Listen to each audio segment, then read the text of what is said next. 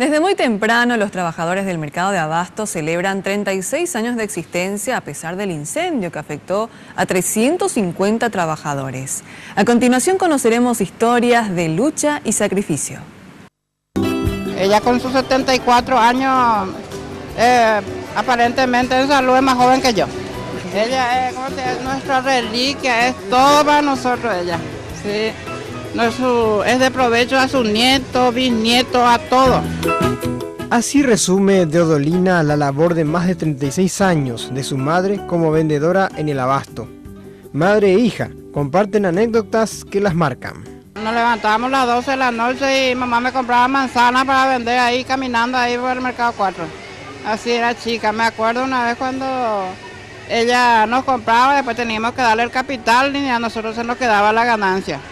¿Sabían que ña Francisca y Manuel Ocampos coinciden en algo? En que el trato y las yapas en la entrega de productos son la clave para perpetuarse en el rubro. Siempre le trato bien y le hago precio así y siempre viene. Ahora nos buscaron y vinieron toditos otra vez acá. Yo soy una persona buena y siempre viene a comprar y yo le regalé algo, alguna cosita. Y por eso viene conmigo, me quiere todo el mundo. Esa es la técnica. Sí, esa es la técnica. Son años de experiencia y son años de conocer al abuelo, al papá y al hijo de toda una familia, que se convierten finalmente en los fieles clientes.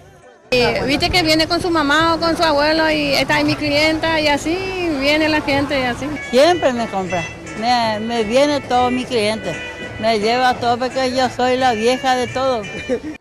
Como no todo es color de rosas, esta comerciante con 25 años de antigüedad sigue viendo las mismas precariedades que antes.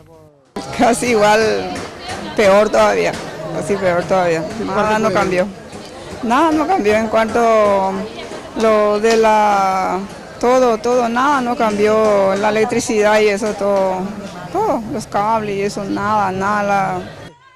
La mayoría, a la que podemos denominar veteranas de las ventas, vinieron del Mercado 4 hace 36 años y hoy siguen con el mismo entusiasmo con el que llegaron.